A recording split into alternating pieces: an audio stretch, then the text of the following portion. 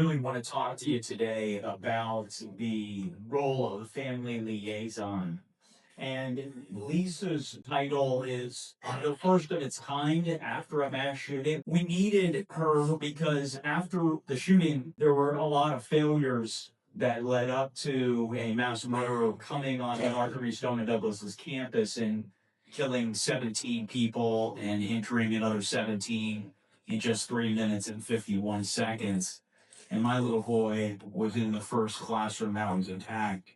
And so there was a lot of hatred towards the school district. And so there was a lot of non communication between the school district and the families early on after the shooting. The family liaison, Lisa, sits in the middle between us and the school district. And there's a lot of families that never wanted to talk to the school district again, but they needed to be included in this process. And so that's what Lisa does. She connects us to the district, and she's done a marvelous job, and we've all formed a very close relationship with her, partly because she's been with us since the beginning or very close to it. It's sad that, she mentioned earlier, these recovery coordinators, and we have several in the audience here that have done an amazing job at other mass shootings. Unfortunately, this role is only being staffed by about 18 months, and then they get somebody new in that position, and that I wish it would change because it's needed for much longer. She provides, so many different things. We can talk about all of the different roles that she plays, but there's therapy, group, individual sessions to not only the families of the ones that were murdered, but also the injured as well. I love this collage. It's some pictures of my favorite pictures of Alex. Alex was just 14 years old when he was murdered in his English class, and I sent him to high school. I thought he would come home to me like he had every other day. I never thought that it would be murdered in his English class. Alex was in the band, and just 2 months before the shooting, he helped the Marjorie Stoneman Douglas Eagle Regiment Marching Band win the state title. I was there in Tampa that year, and it was one of my happiest memories. I was on the field crew, my band parent, and Alex was a great athlete. He played on multiple Parkland rec basketball teams. I always wanted to play more offense. He wanted to play more defense, and they always got drafted. It was a lot of fun for him. He always had fun with his friends. And Alex was a little boy that you would want your son or daughter to be best friends with. He loved Nutella crepes. And he was my son. I was born in the '70s, so his favorite song was from the band Chicago. You're too young to know Chicago, but if anybody does, his favorite song was 25 or 6 to 4. Here's some unfortunate things that happened to us. And so this was February 14th of 2018. This was Valentine's Day. And after that happened, after I found out that there was a shooting at the school, I ran to the school and I couldn't get close. My wife called me and said that Alex had been shot. A little girl that was in Alex's class who lived down the street from us called Karen. And then Karen called me screaming and crying and said, "You better get in there and help Alex." I couldn't get into the school because law enforcement wouldn't allow me to go into the school that day. And then I went to the hospital desperate to find answers about where Alex was. The law enforcement said, "Don't worry, sir. Only injured have been taken to the hospital." So I went to the hospital, couldn't find Alex there. And then I heard that they were having all of the families of the missing go to the Marriott. So I went to the Marriott, and it was a conference room like this, but probably double or triple the size. And everybody was screaming and crying. It was just a horrific scene. And I remember that there was a Broward Sheriff's Office victims advocate that came up to me, and she said, she gave me her card that day, and she said, "If you need anything, give me a call." And then never called me again. And I reached out to the other 16 families. I said, "Do you remember this woman, the victim's advocate?" And they said, "No, I don't remember her at all. She never helped any of us." And I called her years later and I said to her, I said, why didn't you help us? I said, what happened? And she goes, you didn't need us. You didn't need me. You were from Parkland. You guys had lawyers. You had everything you needed. I said, that's not true. I said, my wife died in 2008. I thought that was the worst time of my life. And then 10 years later, I sent Alex to high school and he's murdered. I said, we did need you and you abandoned us. You know, what I wish would have been done is if she would have, number one, kept in touch with me. That was not the appropriate time to don't give me a card and expect me a call back. You know, what happened that day a lot, I don't even remember. It was the worst day of my life. I just wanted to find out if I was going to ever see my little boy again. So what should have happened is that she should have been keeping in touch with all of the families, texting us, coming over, being with us in person, to sit with us, be present, hold our hands. Then, you know, over time, say to us, listen, these are kind of like a suite of services that we can offer you. This is how we help the victims' families in Columbine or Virginia Tech or Sandy Hook or any of these other tragedies. That would have been really helpful. I didn't know what I needed at the time. I had suffered loss, but losing your child, having your child predeceased you in a mass murder, there is nothing worse in life than that. And facilitate a connection. You know, I'm in a club that nobody else wants to ever be a part of, but it's only the other 16 families that know what I'm going through.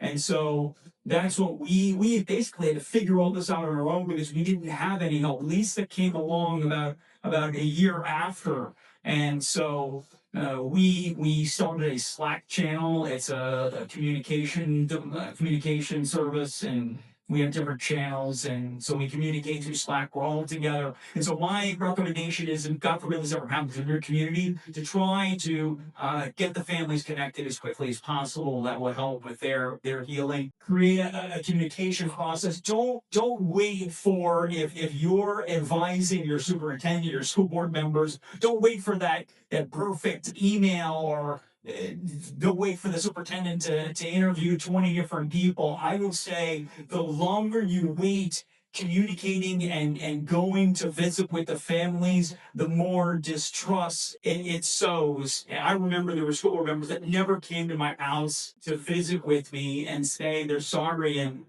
I never forget that. It really hurts to this day.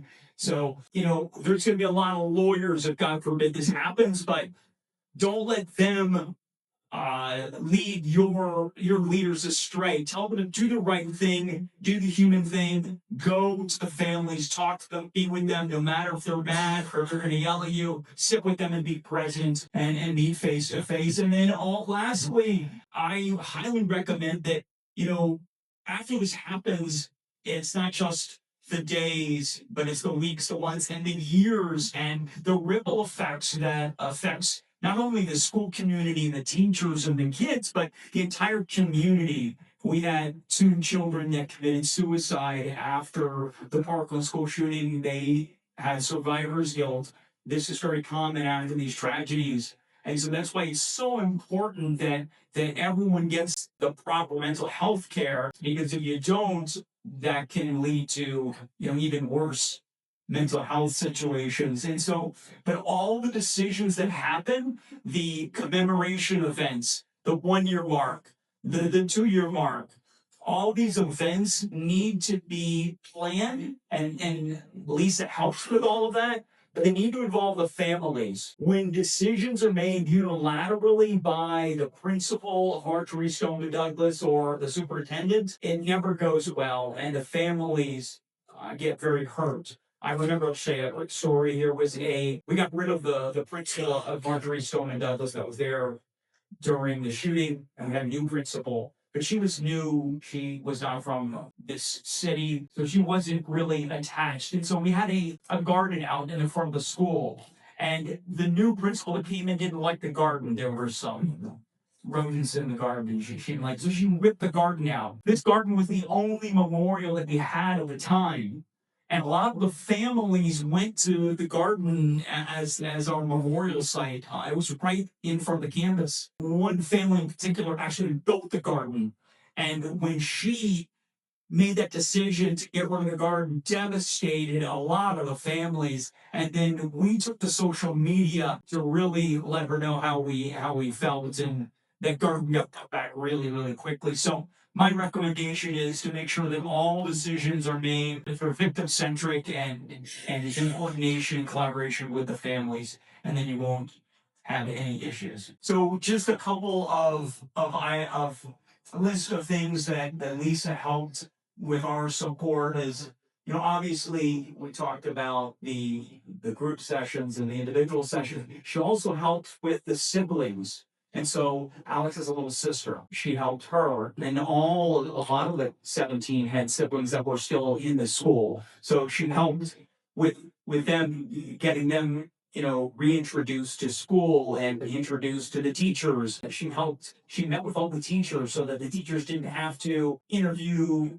Alex's little sister. She didn't have to tell her story every year. So Lisa actually met with the teachers and said, this who's coming into your classroom. This is Alex's little sister, so that they know. All of Andrew's teachers were handpicked to make sure that that she was going to be okay, and she was with friends, and it was really just a real caring way to do it. Also, there's a lots of memorial ceremonies at the 1 year mark, the 2 year mark that Lisa helps plan. And Alex was 14, so when his class graduated, we wanted Alex to be remembered and to be included. And so Lisa helped plan that event to make sure that the families were included, and make sure that we had entrance, that we had people escorting us and holding our hands through that really difficult situation where I went on stage and collected Alex's diploma, in his it was really, really upsetting that he wasn't there. Also, we had multiple court trials. We had the trial for the Parkland murderer. Unfortunately, he's still alive. We had the trial for the Parkland deputy. I don't know if you remember, but this is the deputy that waited outside for 48 minutes and never went in. And so we had the trial for him. And now, unfortunately, we have another trial coming up for the Broward Sheriff's Office. And so Lisa helped with all of those difficult situations. And then we had a very unique situation with the building. What happened was, after the shooting, they put a 15-foot fence around the building. It was a 3-story building on the campus. And Marjorie Stone Douglas is a massive campus, and so there's 13 buildings. The murderer attacked one building.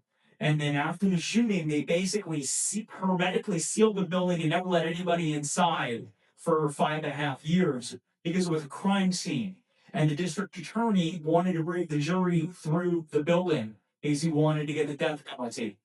All the families wanted the death penalty. The building stood basically untouched and frozen in time for 5.5 years. Then after the trials concluded for the murderer and the deputy, the district attorney gave the building back to the school district, and the school district said to the families, if you want to go in, you can. And I did. I had a lot of questions. I wanted to understand where Alex was sitting and the angles, and I wanted to sit in Alex's seat where he was shot. That was the last place that he took his last breath, and I wanted to be there. Actually, I wanted to take his chair home because that was the last thing that Alex touched. I did, and I got yelled at. Alex said, "You're not bringing that in the house." I understand. We had these visitations to the crime scenes where I brought hundreds of people through that building. I travel around the country and I could send on Parkland, but there is nothing like walking through the site of the Parkland school shooting. And I neglected to mention that. So nothing was removed from the building, and it wasn't cleaned either. So there was blood everywhere. It was the worst crime scene anybody's ever seen. And I believe that everyone that walked through the building was changed for life. And I think it's the most impactful work that I've done. I believe that everybody walked through the building understood how important it is to make schools safe, and that I believe that schools are safer and children are safer around the country because we brought so many leaders from around the country. We brought politicians, we brought leaders from every federal agency. The vice president came, and after that, then they demolished the building.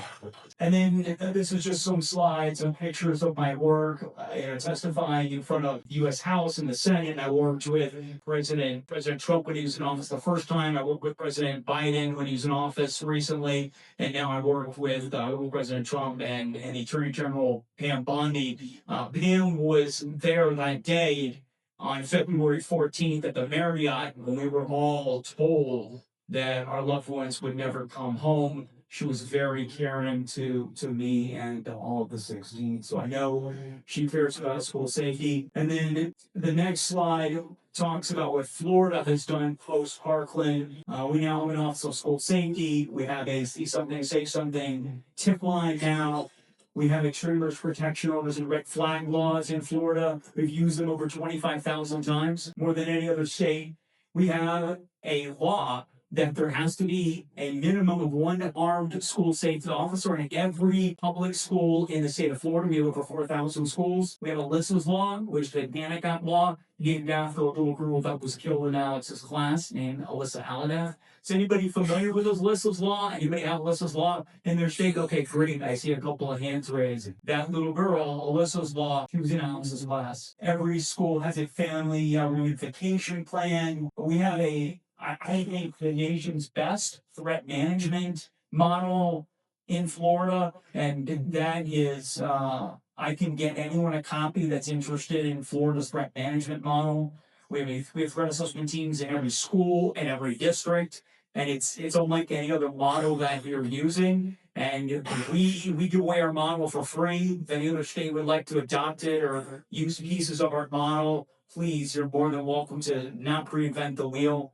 And what makes Florida unique is that everything that we've done is all state law. So it's not like these are recommendations or suggestions. Every school district is doing it the same way. They're using the same process, the same instrument, the same forms. And Florida, several months ago, became the first state in the country to launch a statewide portal.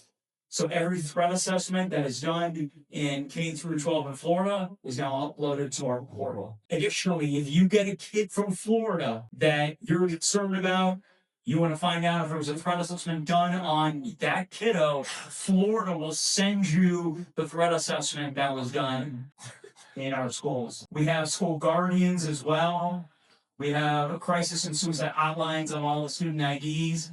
We have youth mental health training for all school personnel. We have a cell phone ban, which I think is great. Every state should have a cell phone ban.